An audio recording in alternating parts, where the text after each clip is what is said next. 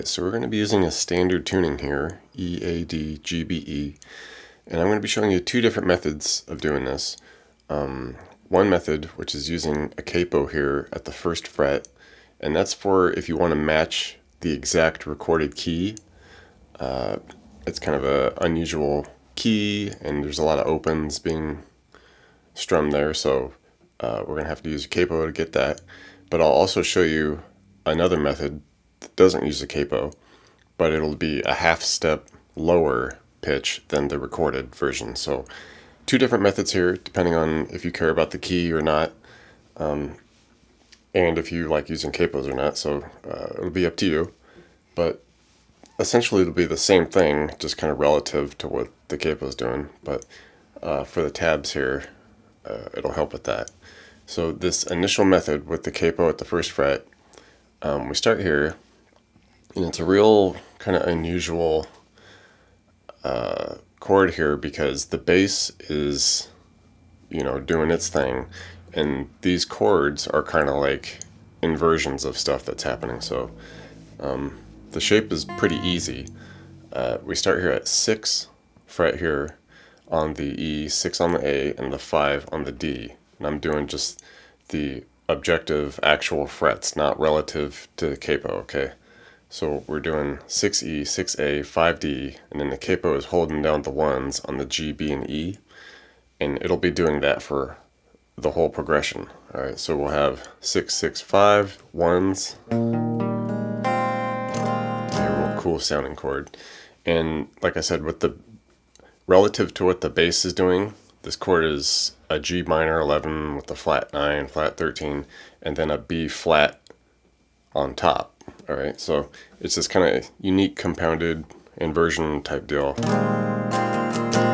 Okay, so the bass is hitting a G at this point. Alright, but we're not necessarily messing with that. We got the G right here, but so that's the chord, and the strumming, it's kind of like you hit one, maybe a couple more, once, 1, 2, 3, like. Alright, and you can get as loose with that as you want. It doesn't have to be like super exact to what I'm doing here. And essentially we're just going to take that shape there, drop it down 2 frets. Okay, so now we got 4s on the E and the A and the 3 on the D, and those ones are still getting held by the capo here. Alright, this becomes, with the bass doing the F on top, this becomes a F minor flat 6 with the A flat bass note on top. Same type of strum. And then the final chord we just lift off basically, so now the ones are being held with the capo, and we just want this 3 on the A string here. Alright, the D, G, B, E under it's all ones by the capo. Alright, and this becomes an E flat basically. Bass is doing the E flat on top. So we'll have a E flat 6 suspended with the F bass note on top.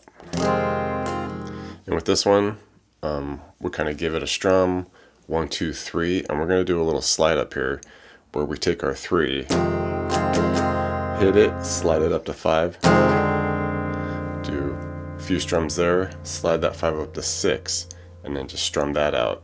Okay, so all we're doing is just changing this A string. The ones are just staying on the E, D, G, B, and high E.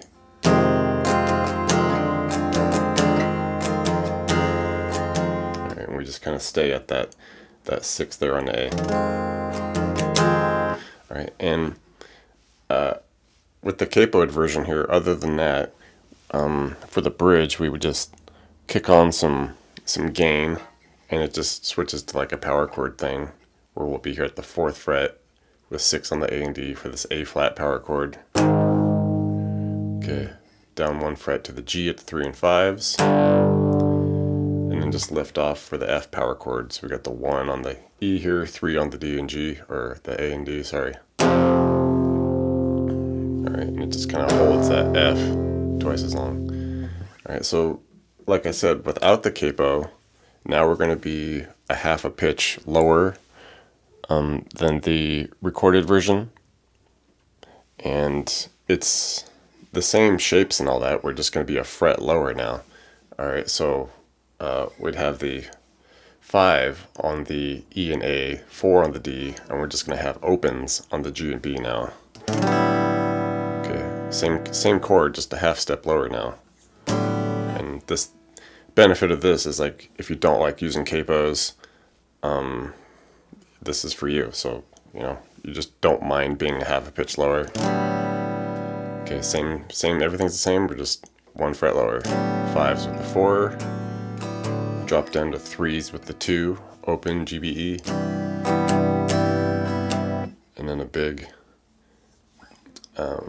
with the bass doing a D. This is now like a D sus with the E on top, and it's just the open E, 2 on the A, open D GBE. And we do that same kind of walk up on the A string. Slide the 2s up to 4s, and then just slide the 4s up to 5s.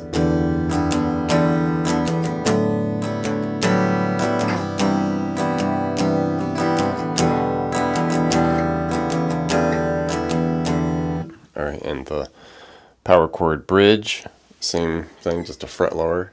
So we start at the G power chord at the 3s, or the 3 with the 5s. 2 and 4s for the G flat, and then off to the open E power chord. Okay, so a couple different methods for you there. Choose which one you like, and it should be all good.